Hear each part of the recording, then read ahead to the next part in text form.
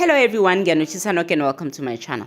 Royal AM has officially been expelled from the Premier Soccer League, which is PSL. This comes after the club failed to honor matches since December 2024 following an unresolved 40 million tax debt owed to the South African Revenue Service, which is SARS. The debt is linked to the club owner, Shaun Mkhize, aka Mamkhize, and her family trust. Following this tax debt, a curator was appointed to take over the club's affairs, but things only got worse. With serious financial issues, Royal AM couldn't pay players or technical staff consistently. Training came to a standstill, and the club failed to fulfill both league and cup fixtures from December 2024. Now, last month, there was even more drama when an attempted auction of the club collapsed.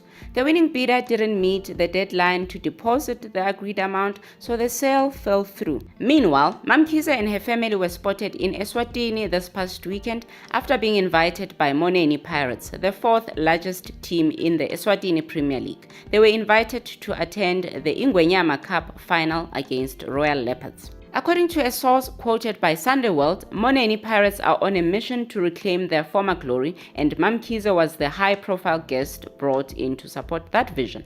The source revealed that while Eswatini Club is not officially for sale, it is owned by businessman Thulani Xaba, a close friend of Mamkhize.